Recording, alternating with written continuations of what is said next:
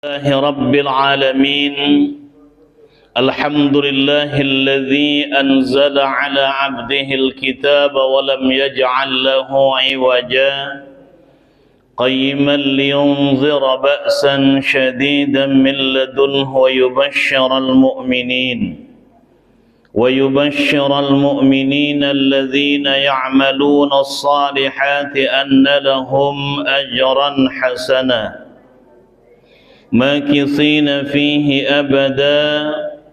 أشهد أن لا إله إلا الله وحده لا شريك له، وأشهد أن سيدنا ونبينا محمدا عبده ورسوله الذي لا نبي بعده.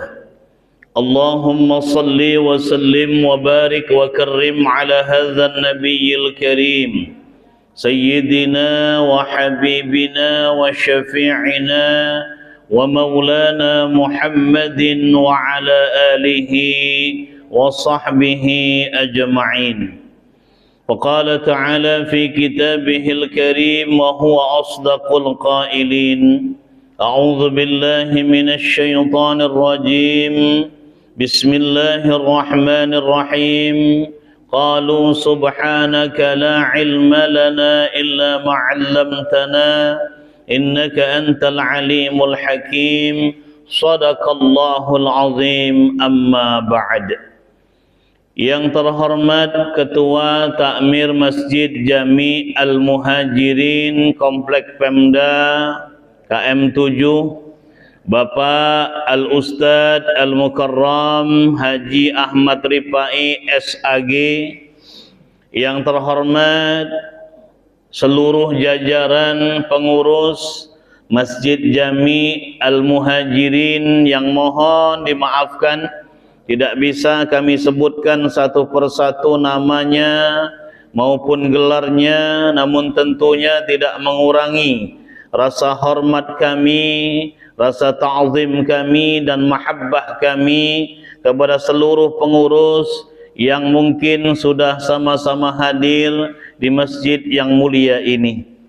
Dan yang paling utama yang saya hormati dan saya muliakan, yang saya cintai dan saya banggakan karena Allah, seluruh jamaah salat subuh Masjid Jami Al-Muhajirin, baik ibu-ibu, bunda-bunda yang berada di saf belakang maupun ayahanda-ayahanda yang ada di saf depan. Saya doakan selalu mudah-mudahan ayahanda dan ibunda semua senantiasa diberikan keberkahan umur oleh Allah Subhanahu wa taala, senantiasa diberikan keberkahan rezeki oleh Allah Subhanahu wa taala, dan mudah-mudahan anak-anak ayah bunda semua Allah jadikan anak-anak yang saleh dan salihah. Amin ya rabbal alamin. Bersyukur kita kepada Allah Subhanahu wa taala dengan mengucapkan alhamdulillahi rabbil alamin, karena berkat limpahan rahmat Allah dan nikmat-nikmat Allah juga pada subuh kali ini bertepatan dengan tanggal 4 di bulan Agustus 2024, kita masih diberikan kesehatan, masih diberikan kesempatan sehingga ringan langkah kaki kita, ringan ayunan tangan kita untuk melangkah dan berjalan dari rumah kita masing-masing menuju ke masjid yang mulia ini dalam rangka melaksanakan solat subuh berjamaah. Dilanjutkan dengan duduk mendengarkan tausiah agama sampai pukul 6 lewat dikit insyaallah, dan kita tutup dengan doa serta salat isyraq. Mudah-mudahan seluruh rangkaian ibadah di subuh hari ini mendapatkan pahala haji dan umrah di sisi Allah Subhanahu wa taala. Amin ya rabbal alamin. Salawat beriring salam mudah-mudahan senantiasa tercurah keharibaan baginda Nabi Muhammad sallallahu alaihi wasallam, yang apabila kita senantiasa mengikuti sunnah-sunnah beliau, maka insya-Allah kita tidak hanya akan mengecap kebahagiaan dalam kehidupan dunia yang sementara ini, tetapi kelak di akhirat kita akan memperoleh kebahagiaan yang sejati dengan dimasukkan oleh Allah ke dalam syurganya yang luasnya seluas langit dan bumi. Para bapak, para ibu, ayah, bunda yang dirahmati Allah Subhanahu wa taala, kita akan melanjutkan kajian kitab yang kemarin sudah kita kaji. Yang bulan yang lalu telah kita kaji, yaitu kitab yang berjudul Al-Mau'izatul Hasanah. Kitab ini berisi tentang kitab-kitab kecil, berisi hadis-hadis Rasulullah, atsar sahabi, dan juga qaul-qaul ulama dalam kitab-kitab yang lain. Mau'izah yang ke-9 tentang 5 keadaan membaca Al-Quran yang termaktub dalam kitab Tanbihul Ghafilin halaman 159. Qala Rasulullah sallallahu alaihi wasallam, man qara'a al-Qur'ana fi sholati wa huwa qa'imun falahu bi kulli harfin mi'atu hasanah.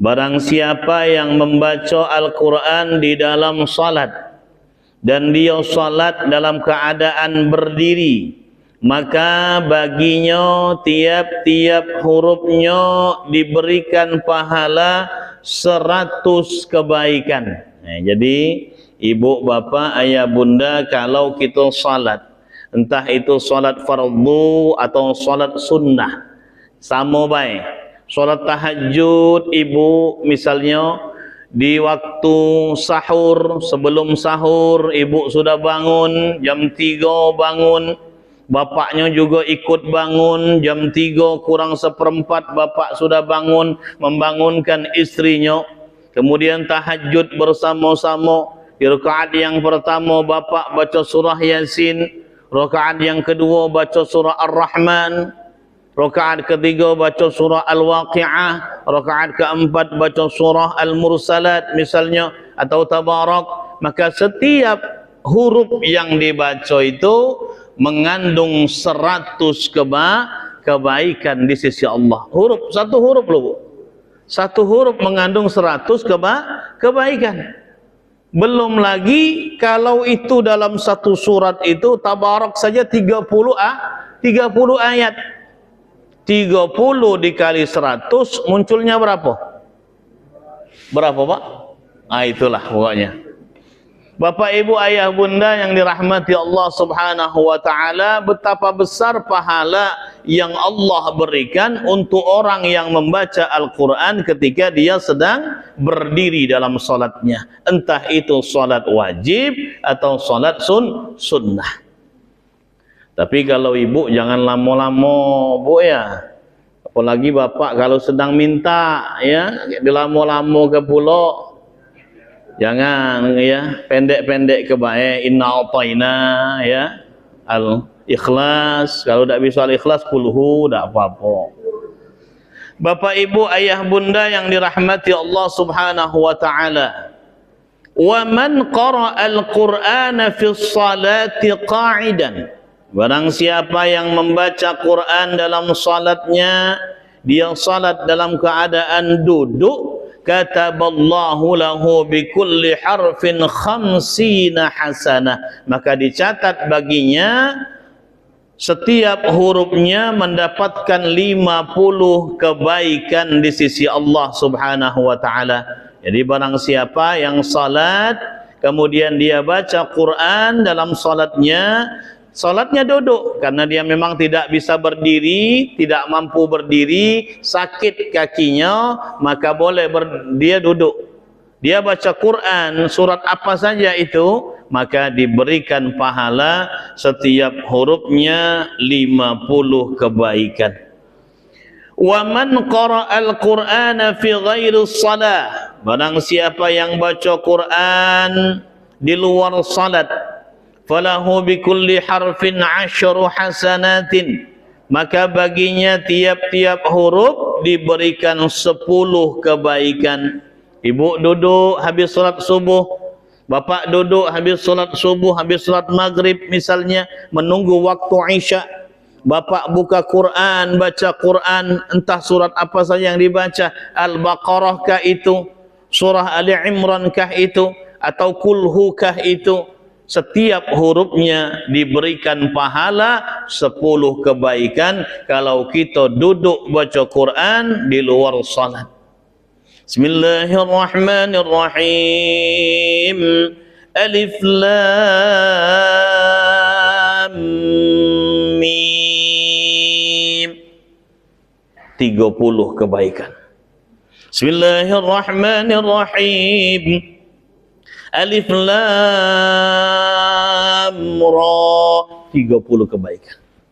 Bismillahirrahmanirrahim. Yasin. 20 kebaikan. Bismillahirrahmanirrahim. Nun. 10 kebaikan. Itu kalau niatnya baca Quran. Tapi kalau niatnya bukan baca Quran, tidak dapat kebaikan. Nun jauh di sana, ada dapat kebaikan ini. Ini nyanyi namanya dia. Maka Bapak Ibu ayah bunda yang dirahmati Allah Subhanahu wa taala, niatkan baca Quran, insyaallah setiap huruf-huruf yang kita baca mengandung 10 kebaikan di sisi Allah jika kita membaca di luar salat.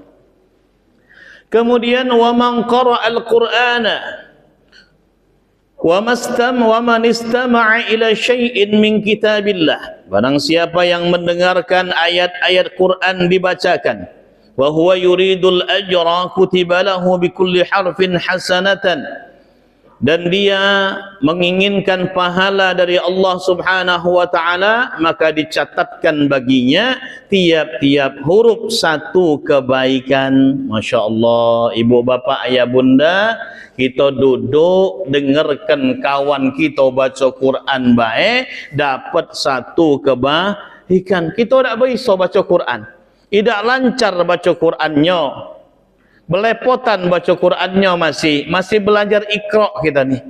Kemudian ada kawan sebelah samping habis salat dia baca Quran, kita duduk dengarkan bacaan Quran kawan kita tadi, khusyuk kita dengarkannya, maka 1 kebaikan setiap huruf yang dia baca, kita mendapatkan pahala daripada Allah Subhanahu wa taala. Bapak ibu ayah bunda yang dirahmati Allah, yang terakhir dalam hadis ini, wa man qara'al Qur'ana hatta yakhtimahu, barang siapa yang membaca Quran sampai khatam, sampai selesai, kanat lahu 'indallahi da'watun mustajabah, maka dia akan mendapatkan, akan memperoleh anugerah di sisi Allah, yaitu doa yang mustajab.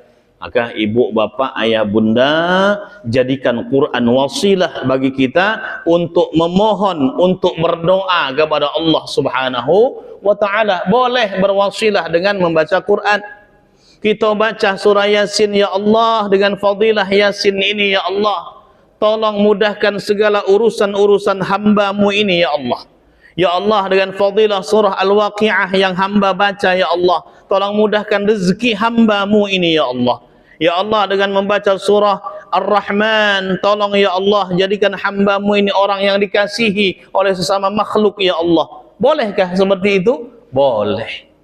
Boleh kita berwasilah dengan membaca Al-Quran. Misal orang yang mau meninggal dunia, dibacakan surat Yasin, boleh. Orang yang mau meninggal dunia supaya mudah ruhnya keluar dari jasadnya, dibacakan surah Ar-Ra'du, boleh wasilah dengan surah Ar-Ra'du, ya Allah mudahkan nyawanya lepas dari jasadnya, karena saya kasihan lihat dia, ya Allah, seperti menderita. Masya Allah. Bapak ibu ayah bunda yang dirahmati Allah Subhanahu wa ta'ala, ini daripada keutamaan membaca Al-Quran. Kemudian selanjutnya mau'izah yang ke-10 tentang 5 macam pahala sedekah. Disebutkan di dalam kitab Tanbihul Ghafilin. Zakara as-Suyuti fi khumasihi anna thawab as-sadaqah khamsatu anwa'in. Disebutkan oleh Imam As-Suyuti dalam kitab Khumasihnya, sesungguhnya pahala sedekah itu ada 5 macam. Nah, ini Bapak Ibu yang belum tahu, pahala sedekah itu ada 5 macam. Apa saja 5 macam itu Ustaz? Disebutkan dalam kitab Tanbihul Ghafilin ini, wahidatun bi'asyratin. Satu yang kita berikan dibalas 10 oleh Allah Subhanahu wa taala. Wa hiya ala sahihil jismi, sedekah yang diunjuk ke, sedekah yang diberikan kepada orang yang sehat badannya. Kita ngenjuk ke sedekah entah itu 10.000, entah itu 50, entah 100 kepada tukang becak misalnya, sehat badannya tukang becak ini. Kita berikan kepada tukang dorong gerobak di jalan, sehat badannya tukang dorong gerobak ini. Kita berikan kepada penyapu jalan raya. Subuh-subuh biasanya mereka banyak sedang nyapu jalan. Kita bawa mobil, kemudian kita hampiri mereka, kita berikan uang entah 10, 20, 50 kepada mereka. Satu yang kita berikan kepada mereka dibalas 10 kebaikan oleh Allah Subhanahu wa taala karena mereka berbadan sehat. Wa wahidatun bitis'ina, satu sedekah yang kita berikan berpahala 90. Tis'in itu 90. Wahiyya ala al-a'ma wal mubtala, yaitu sedekah yang kita unjuk kepada wong yang buta matanya, kemudian wong yang cacat badannya. Ini Bapak Ibu lebih besar lagi, tadi 10 kepada wong yang badannya sehat kita unjuk ke sedekah. Sedangkan kalau kita ngenjuk ke sedekah kepada uang yang badannya cacat, uang yang mungkin ada kekurangan di dalam tubuhnya, uang yang buta, ada pengemis buta lewat ke rumah, mampir ke rumah, dia dituntun pakai tongkatnya mungkin, atau dituntun sama kawannya, kemudian kita iba melihat dia, kita unjuk duit walaupun cuma 10.000, 10.000 yang kita unjukkan dibalas 90 kali lipat di sisi Allah Subhanahu wa ta'ala. Wa wahidatun bi 900, satu kebaikan, satu sedekah yang kita berikan dibalas dengan 900 di sisi Allah Subhanahu wa ta'ala. Wahiyya ala zi qarabatin muhtajin, sedekah yang diberikan kepada sahabat-sahabat, saudara-saudara dekat, bukan sahabat tapi saudara dekat. Zi qarabatin muhtajin, yang membutuhkan. Contoh, ada dulur kita datang ke rumah, entah itu sepupu, entah itu adik kandung, entah itu kakak kandung, ini kerabat dekat namanya. Kemudian dia ngomong, Kak, ini masa tahun ajaran baru nih Kak, aku butuh biaya Kak, anak aku 5 ikut nak sekolah galau, si kok daftar SD, yang kedua daftar SMP, yang ketiga daftar SMA, yang si kok lagi daftar kuliah Kak, ini butuh banyak biaya Kak, tolonglah Kak, aku nih duitnya pas-pasan, Kakak tolong aku untuk bisa bayar ini, aku minjem dulu duit, aku tidak minta Kak, aku minjem dulu duit sama kakak, pecah 1 juta baik kata dia, untuk meringankan beban aku nih Kak. Iyalah dek, kata kakaknya, sudah kau dah usah minjem, kakak unjuk baik ya, ini ada duit 1 juta, pakailah, dah usah minjem. Ini Bapak Ibu, kita ngenjuk duit 1 juta ini kepada kerabat dekat kita yang membutuhkan bantuan kita, karena dia memang butuh nian bantuan kita, maka diberikan pahala oleh Allah lebih besar dari yang 2 ikut tadi. Berapa? Bitis'imi'atin, dengan 900 kebaikan di sisi Allah Subhanahu wa ta'ala. Wa atizal qurba haqqahu wal miskina wa banas sabil wa la tubazzir tabzira. Berikan sedekahmu kepada orang yang terdekat dulu di antara kamu. Jadi jangan diunjuk ke fakir miskin dulu. Ada kerabat yang dekat yang kemudian dia butuh dengan bantuan kita, butuh uluran tangan kita. adik kita mungkin berada di bawah garis kemiskinan, mungkin kakak kita juga mungkin miskin, ada kerabat kita, sepupu kita mungkin miskin.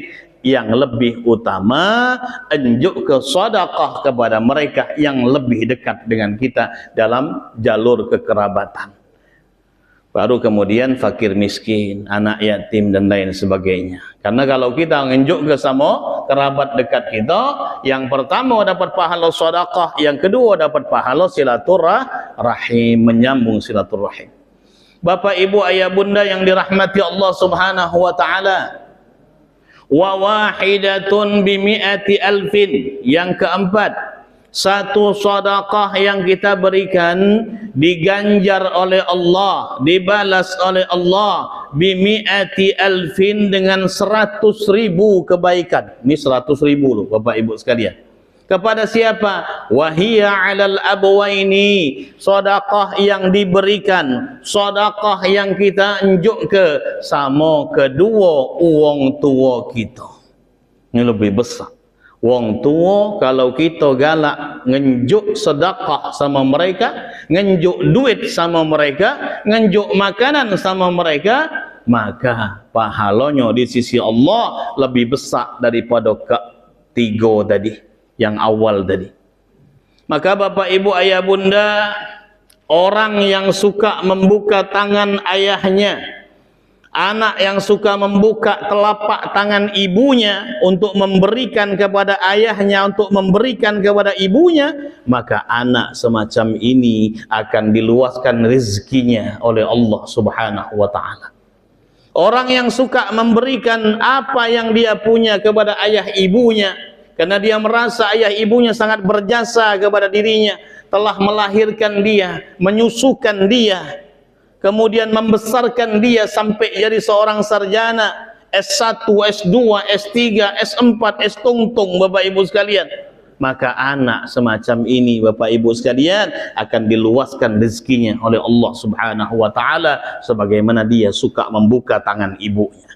Tapi anak yang suka menggenggam tangannya, tak suka memberikan kepada ayah ibunya, pelit dia sama ayah ibunya, tapi sama wong lain dia surah tangannya, sama ibunya, sama bapaknya pelit, sama saudaranya pelit, maka rezekinya pun akan disempitkan oleh Allah Subhanahu wa ta'ala. Rezekinya banyak tapi tidak ada berkahnya di sisi Allah Subhanahu wa ta'ala.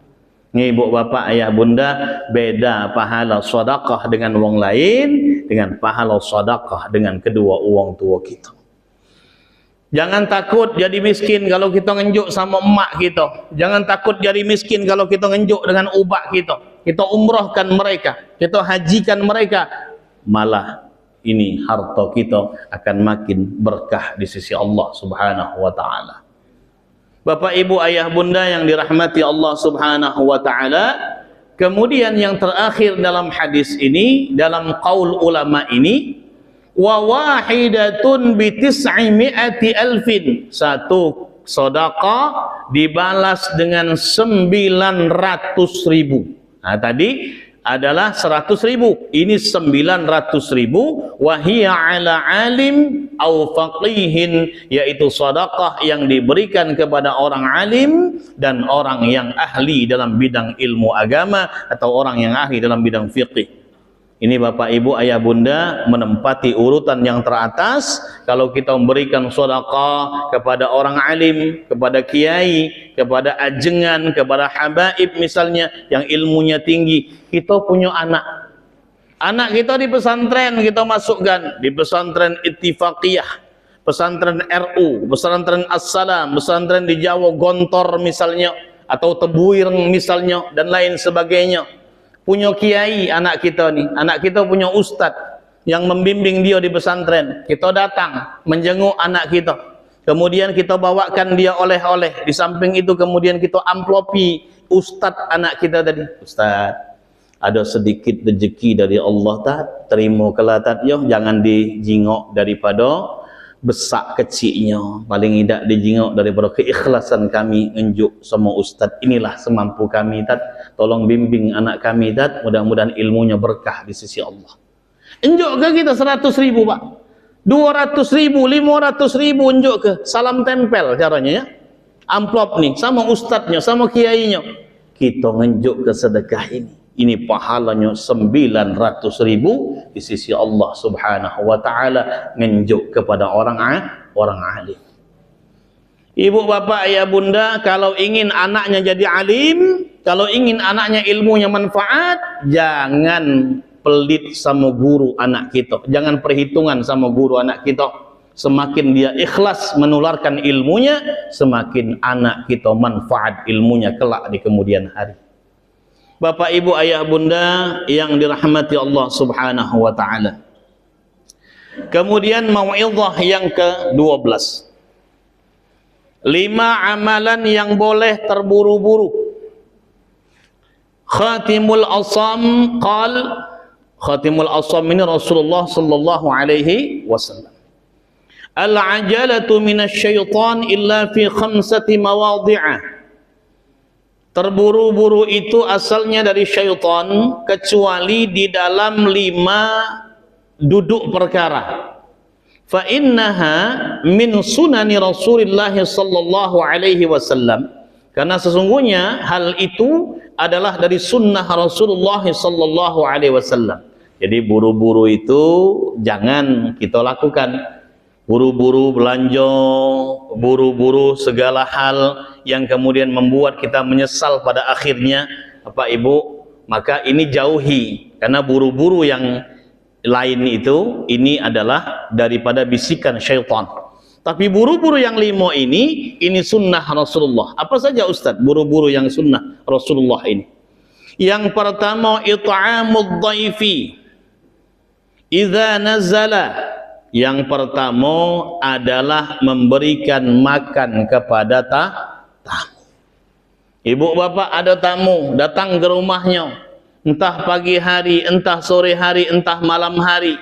Tamu datang ada keperluan dengan kita, ngobrol lah ngalur ngidul, ngobrol sudah sejam penuh, tidak keluar barang segelas banyu, tidak keluar barang secangkir kopi, secangkir teh, tidak keluar makan makanan. Alangkah keraknya. Bapak ibu ayah bunda, kalau ada tamu, jamu dengan sebaik-baiknya, sajikan yang sebaik-baiknya kepada tamu kita. Setiap tamu mengundang keberkahan daripada Allah Subhanahu wa ta'ala. Ada satu cerita, ini seorang istri kemudian senantiasa dia berutuk kepada kebiasaan suaminya. Suaminya ini galaknya nerima tamu. Ada tamu diterima pokoknya. Makanan habis di rumah, Bapak Ibu, berutuk suaminya, berutuk bininya. Oi, dah kakak ini, kata dia, payah nian, makanan habis di rumah untuk jamu tamu, kata dia. Kita be kekurangan, ini ada tamu dijamu dengan segala makanan yang ada di rumah. Payah nian, laki model macam ini, kata dia. Kemudian dia watul itu artinya ngelapor sama Rasulullah. Ya Rasulullah, suami saya begini begitu ya Rasulullah, padahal kami kekurangan, tapi dia galak nyamu tamu ya Rasulullah. Rasulullah menjawab, sini kata Rasulullah, tak kandani, saya kasih tahu sama Rasulullah, lihat, setiap tamu yang keluar dari rumahmu membawa segala macam keburukan dari dalam rumahmu. Kata Rasulullah, lihat itu, ada ular, diperlihatkan di matanya, ada ular yang keluar bersama tamu yang keluar, ada kalajengking yang keluar bersama tamu yang keluar, ada anjing liar yang keluar bersama dengan tamu yang keluar, ada berbagai macam keburukan, bahaya-bahaya yang keluar bersama dengan tamu yang keluar dari rumahnya. Subhanallah. Bapak ibu ayah bunda, orang yang mau menjamu tamu ada keberkahan dan keselamatan yang diberikan oleh Allah Subhanahu wa ta'ala. Jadi kalau ada tamu, senanglah Bapak Ibu sekalian.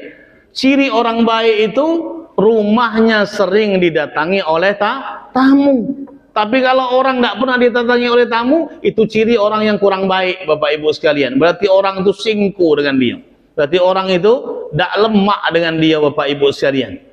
Mungkinlah dia sombong, mungkin tinggi hati dan lain sebagainya. Tapi orang yang rendah hati, orang yang pandai bergaul, orang yang baik, insya Allah rumahnya banyak didatangi oleh tamu. Maka bergembiralah Bapak Ibu kalau didatangi rumahnya oleh tamu. Jamu tamu itu dengan sebaik-baiknya, ada berkah dan rezeki dari Allah Subhanahu wa ta'ala. Kemudian yang kedua, wa tajhizul mayyit idza mata. Yang kedua, kata Rasulullah sallallahu alaihi wasallam, mengurus jenazah jika ia sudah meninggal dunia. Mengurus jenazah harus terburu-buru, harus disegerakan. Maksudnya tidak boleh ditunda-tunda. Wong sudah mati dari kemarin. Kemarin dia mati jam 2 siang. Kemudian sampai hari ini jam 2 siang belum juga dikuburkan. Jam 3 belum juga dikuburkan, jam 4 belum juga dikuburkan. Nunggu anaknya yang di Papua sana, nunggu anaknya yang di mana, di Sulawesi, di Kalimantan, Bapak Ibu, karena delay pesawatnya. Ini tidak dikubur-kuburkan, tidak disolatkan, belum juga dikafankan ini mayitnya. Masya Allah, ini zalim. Seorang anak yang kemudian seperti itu zalim kepada jenazah bapak dan ibunya. Jadi jenazah harus segera dikuburkan. Bahkan kalau dia dikuburkan, dia disolatkan di masjid, dia disolatkan di masjid jenazah ini. Pak Takmir, kami keluarga minta tolong kalau bisa jenazah bapak kami ini disolatkan di Masjid Jami' Al-Muhajirin. Kebetulan ini hari Jumat. Bolehkah Pak Takmir? Oh boleh Bapak, silakan. Sebelum Jumat sudah digotong mayitnya, ditaruh di belakang sana. Kemudian habis sholat Jumat, segera ditaruh di depan. Jamaah ini jangan sholat sunnah ba'diyah Jumat dulu. Sholat sunnah ba'diyah Jumat nanti-nanti saja.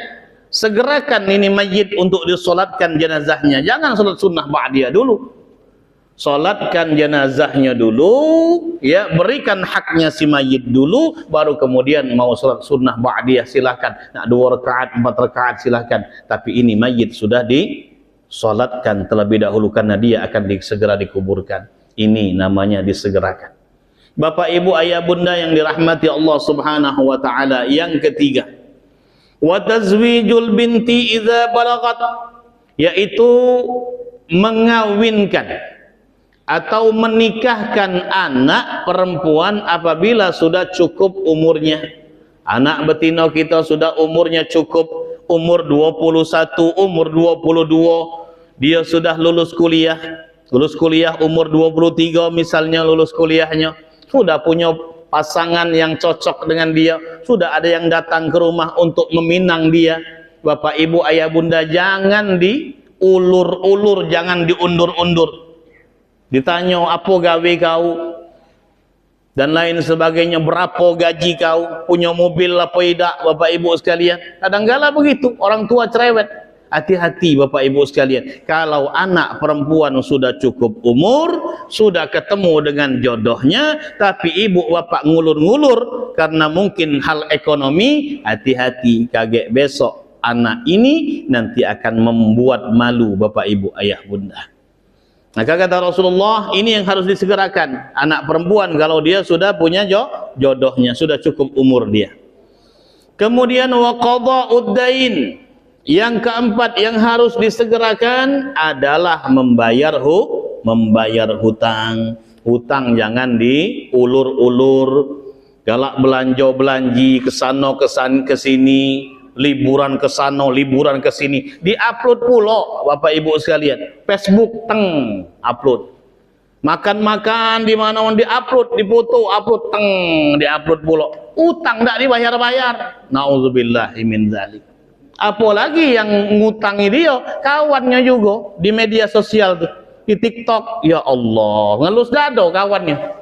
Jalan-jalan pacak ke sana sini, ke Pahawang jalan-jalan, ke Jawa, ketangkupan perahu, la ilaha illallah, makan-makan lemak-lemak, ya harganya juga mahal-mahal, bayar utang tak galak Bapak Ibu sekalian. Waktu dia nak minta utangan, woi pecah uang ngemis Bapak Ibu sekalian, bepantun pulo Bapak Ibu sekalian. Ikan gurami, ikan gabus, kepalanya kena tutus, supaya silaturahim tidak putus, pinjam dulu 100.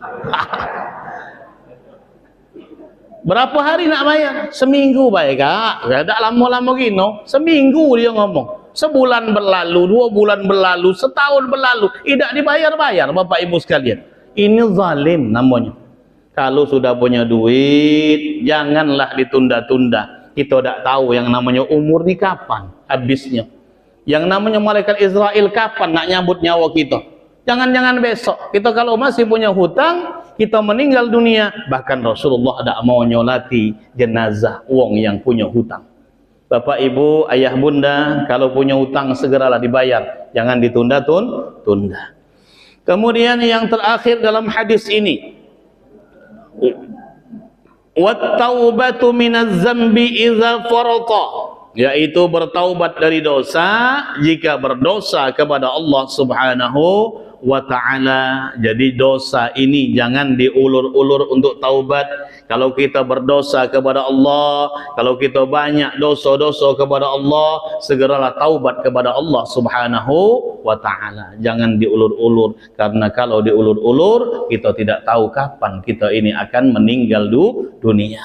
Karena orang yang bertaubat daripada dosa-dosanya seperti orang yang membuka lembaran baru dalam hidupnya. Dosanya dihapus oleh Allah, dia akan membuka lembaran yang putih kembali. Bapak, Ibu, Ayah, Bunda yang dirahmati Allah Subhanahu wa ta'ala. Kemudian yang terakhir,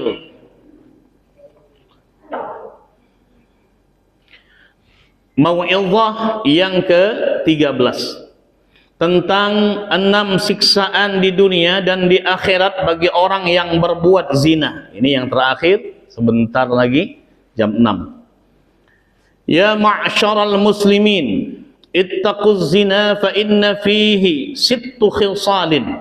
Wahai orang-orang yang beriman, wahai orang-orang yang Islam, ittaquz zina, hendaklah kalian takut dengan zina. Hendaklah kalian menjauhi zina, karena di dalam zina ini ada 6 daripada keburukan, ada 6 daripada siksaan dari Allah Subhanahu wa ta'ala. Salasun fid dunya wa salasun fil akhirah, 3 di dunia dan 3 kagek ditunda oleh Allah di akhirat. Apa saja ini siksaannya, Ustaz? Fa ammal lati fid dunya, adapun siksaan di dunia yang Allah akan timpakan kepada orang yang suka berzina, fazihabu bahail wajhi, yaitu Allah Subhanahu wa ta'ala hilangkan daripada cahaya di wajahnya. Orang yang suka zina, maka ada kalau di medsos itu auranya kok aura maghrib, ya, auranya maghrib. Gimana tuh aura maghrib, Bapak Ibu sekalian? Auranya tuh gelap. Maghrib itu kan gelap, apalagi kalau tidak ada lampu. Wajahnya tak bercahaya, nggak ada auranya, Bapak Ibu sekalian. Orang yang suka zina, walaupun dia ganteng, walaupun dia cantik, tidak ada aura di wajahnya. Auranya aura maghrib. Bahkan ada yang auranya gelap malam, Bapak Ibu sekalian. Ini kenapa? Dicabut cahaya di wajahnya oleh Allah Subhanahu wa ta'ala. Walaupun dia suka salat, walaupun dia pintar mengaji, pintar baca Quran, bahkan dia hafal Quran, tapi kalau dia suka zina, maka akan dicabut oleh Allah aura cahaya di wajahnya. Yang kedua, wa qasrul umur, Allah akan berikan umur yang pendek kepadanya. Umur yang pendek, umur yang tidak berkah, Bapak Ibu sekalian. Umurnya pendek dan tidak berkah di sisi Allah Subhanahu wa ta'ala. Matinya cepat, Bapak Ibu sekalian. Tapi kadang-kala juga umur yang pendek ini berarti umurnya panjang. Mungkin dia meninggal 60 tahun, mungkin dia meninggal 70 tahun, mungkin meninggal 80 tahun. Tapi di umur yang ke-40 kadangkala tidak ada lagi manfaat dalam dirinya bagi orang lain. Allah berikan penyakit di umur yang ke-30, misalnya Allah berikan penyakit. Di umur ke-40 Allah timpakan penyakit, entah penyakit AIDS, entah penyakit raja singa, ya, raja guguk, Bapak Ibu dan lain sebagainya. Orang ini, Bapak Ibu sekalian, ya, umurnya panjang, tapi di umur yang panjang ini tak ada manfaatnya sama sekali. Jadi umurnya pendek, tak ada berkahnya sama sekali. Jadi tidak ada manfaat kepada orang lain, walau umurnya sampai 70-80 meninggal dunia, tapi di umur yang 40-30 kadang-kadang tak ada manfaat lagi. Ini artinya umurnya pendek. Kemudian yang ketiga, kata Rasulullah sallallahu alaihi wasallam, yaitu wadawamul faqri. Yang ketiga, terus menerus dalam kefakiran.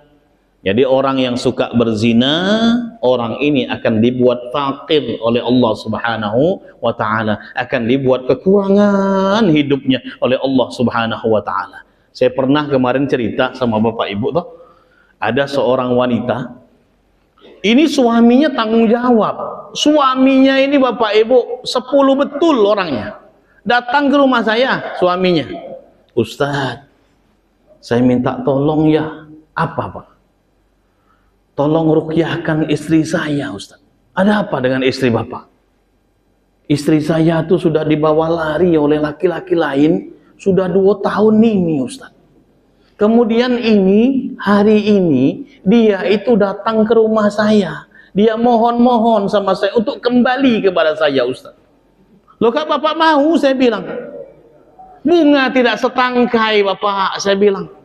Iya. Lebah tidak seekor Bapak, saya bilang kan. Patah tumbuh hilang berganti Bapak Ibu sekalian. Ini bukan jodoh Bapak lagi. Bapak sudah ditinggalkan, saya bilang. Sudah Pak, cari yang lain. Bunga yang lain banyak, saya bilang Pak. Tidak hanya 1 tangkai bunga itu. Dia sudah meninggalkan Bapak. Sudahlah, saya bilang. Iya Ustaz, tapi kasihan. Dia adalah ibu dari anak-anak saya 3 orang Ustaz. Bapak, Ibu, Ayah, Bunda, biasanya kalau perempuan selingkuh itu dengan hatinya. Tapi kalau laki-laki selingkuh itu dengan nafsunya kadang-kadang. Maka Bapak Ibu sekalian, laki-laki selingkuh dengan nafsunya, kadang dia masih balik ke rumahnya. Tapi kalau perempuan selingkuh dengan hati-hatinya juga, fisiknya, hatinya juga Bapak Ibu sekalian. Karena dia miskin, balik lagi kepada suaminya tadi. Suaminya masih iba dengan dia. Bapak, saya bilang, saya tidak mau, saya bilang. Saya tidak mau, silahkan cari peruqyah yang lain. Ya, Bapak. Anak, kenapa? Dia sudah berzina, Pak. Sudah berzina dengan laki-laki ini, hidup serumah, sudah 2 tahun. Sudah diobok-obok, Bapak Ibu sekalian. Ya, untuk apa lagi diterima? Karena saya bilang kan, kalau kata Joshua, diobok-obok banyune, diobok-obok. Nah, banyak ikannya pada mabok. Nah, Bapak Ibu sekalian, lebih baik ya saya bilang cari yang lain saja. Saya nggak mau Pak, saya bilang. Jadi cerita dia ya sudah 2 tahun ini Ustadz, ya istri saya dibawa kabur. Dia tinggal di rumah susun. Rumah susun ya, saya nggak sebutkan rumah susunnya Pak ya, supaya Bapak nggak nyari-nyari nanti. Nyari info pula Bapak Ibunya kaget ya. Masuk infotainment bahaya ini. Kemudian Pak dia bilang, itu rumah sederhana sekali. Dia ngontrak di rumah susun. TV saja tak punya Ustadz, dia bilang. Dia datang ke sini cuman berbekal duit 20.000 Ustadz. Itu hanya jual bajunya, dia jual. Bajunya diloakan di pasar Cinde, dia bilang dijual. Bajunya untuk ke sini kata dia, menghibah sama saya. Pak, kemarin kemana saja dia 2 tahun yang lalu ketika dia meninggalkan Bapak. Dia dengan percaya diri meninggalkan Bapak, ya sama suaminya yang selingkuhan, dia juga miskin. Ini istri Bapak juga jatuh miskin. Kenapa? Karena memang orang yang berzina tidak akan diberkahi rezekinya oleh Allah Subhanahu wa taala. Orang yang suka berzina, di matanya akan ditunjukkan kefakiran oleh Allah Subhanahu wa taala.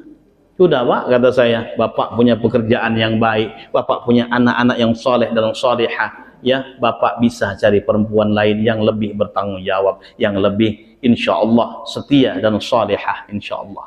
Oh ya Ustaz, dia bilang. Bapak Ibu Ayah Bunda yang dirahmati Allah Subhanahu wa taala, 3 yang di akhirat terakhir kata Rasulullah sallallahu alaihi wasallam, wa dawamul faqri wa amma allati fil akhirah. Adapun daripada siksaan di akhirat nanti yang Allah berikan kepada orang yang suka berzina, fasukhutullahi tabaraka wa ta'ala, yaitu murka Allah Subhanahu wa ta'ala. Yang pertama, di akhirat dia akan mendapatkan murka Allah Subhanahu wa ta'ala. Apalagi wong yang tua, yang dia masih galak ke kampung baru, Bapak Ibu sekalian, hati-hati. Tidak akan dijingok sama Allah dengan pandangan rahmat ya. Banyak ini sekarang PT Kampung Baru sudah banyak personel baru Bapak Ibu. Kalau jengok di TikTok ya, di mana kerjanya Mbak? Kok cantik sekali? Saya kerja di PT Kampung Baru. Wah, ini baru lagi Pak ya. Karena personelnya baru-baru terus Pak ya. Hati-hati Pak ya. Kalau yang punya banyak duit ya, Istrinya kurang cantik, nak nyari yang ini, bahaya. Lagi sudah tua, jangan galak berzina. Cukuplah sikok bini baik, dah habis-habis. Kemudian Bapak Ibu ayah bunda, yang kedua, di akhirat nanti apa siksaan yang Allah akan berikan kepadanya? Wasu'ul hisab, dia akan mendapatkan daripada hisab yang buruk, hisab yang berat di sisi Allah Subhanahu wa taala. Berat hisabnya, Pak. Wong yang galak berzina itu berat hisabnya. Banyak pertanyaan yang Allah akan tanyakan kepadanya. Siksaannya berat di sisi Allah Subhanahu wa taala. Dan zina pun akan nurun kepada anak cucu. Zina itu seperti hutang, Pak. Kalau bapak galak berzina, kalau bapak galak ngelaba, maka anak bapak akan membayar hutang bapak. Cucu bapak akan membayar hutang bapak. Hati-hati. Wong tuanya galak berzina, anaknya juga galak berzina. Kalau tidak nurun ke anak, nurun ke cucu, Bapak Ibu sekalian. Pasti daripada perbuatan zina kita akan dibayar oleh anak cucu kita. Hati-hati, Pak. Kemudian yang ketiga, yang terakhir, kata Rasulullah sallallahu alaihi wasallam, wa ta'su'ul hisab wal 'adzabu bin nar. Yang ketiga, mendapatkan azab dalam neraka Allah Subhanahu wa taala. Itu pasti. Orang yang suka berzina, salah satu daripada azabnya di alam kubur akan diazab oleh Allah Subhanahu wa taala, nanti kelak di akhirat pun akan dimasukkan dalam neraka Allah Subhanahu wa taala. Bapak Ibu ayah bunda yang dirahmati Allah Subhanahu wa taala, mudah-mudahan kita semua yang hadir di sini, mudah-mudahan anak-anak kita, cucu-cucu kita, anak keturunan kita, Allah jauhkan dari perbuatan zina. Amin ya rabbal alamin. Demikian yang dapat kami sampaikan Bapak Ibu. Mudah-mudahan tausiah tadi dapat diambil manfaatnya dalam rangka untuk meningkatkan amal ibadah kita kepada Allah Subhanahu wa taala. Sebelum saya tutup, mungkin ada yang nak bertanya, jam 6 lewat 3 menit sudah. Ada nak bertanya? Tidak pas Pak ya? Lemaklah itu kalau ceramah di sini, Pak ya. Wongnya cerdas-cerdas, pas-pas baik. Bapak Ibu ayah bunda yang dirahmati Allah, mari sama-sama kita tutup perjumpaan kita pada subuh kali ini dengan berdoa bersama-sama. Mudah-mudahan apa yang kita kaji diberkahi Allah Subhanahu wa taala, dan mudah-mudahan berkumpulnya kita di Masjid Jami' Al-Muhajirin menjadi cikal bakal bertemunya kita kembali di syurga Allah Subhanahu wa taala bersama dengan Nabi kita Muhammad sallallahu alaihi wasallam. Ala hadhihi an-niyyah wa ala niyatil qabul wa husulil ma'mul bisihha wa afiyah wa ila hadratin Nabil Mustafa Muhammadin sallallahu alaihi wasallam. Al-Fatihah.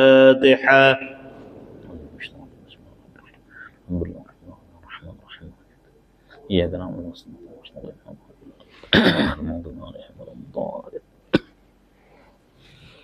أعوذ بالله من الشيطان الرجيم بسم الله الرحمن الرحيم الحمد لله رب العالمين حمد الشاكرين حمد الناعمين حمدا يوافي نعمه ويكافئ مزيده يا ربنا لك الحمد كما ينبغي لجلال وجهك الكريم وعظيم سلطانك اللهم صل وسلم وبارك على سيدنا محمد صلاة تنجينا بها من جميع الأهوال والآفات وتقضي لنا بها يا الله جميع الحاجات وتطهرنا بها من جميع السيئات وترفعنا بها عندك على الدرجات وتبلغنا بها أقصى الغايات من جميع الخيرات في الحياة وبعد الممات ربنا اغفر لنا ذنوبنا ولوالدينا وارحمهم كما ربونا صغارا اللهم جملنا بالعافية والسلامة وحققنا بالتقوى والاستقامة وعظنا من موجبات الندامة إنك سميع الدعاء اللهم اجعل جمعنا هذا جمعا مرحوما وتفرقنا من بعده تفرقا معصوما ولا تجعل فينا ولا معنا شقيا ولا محروما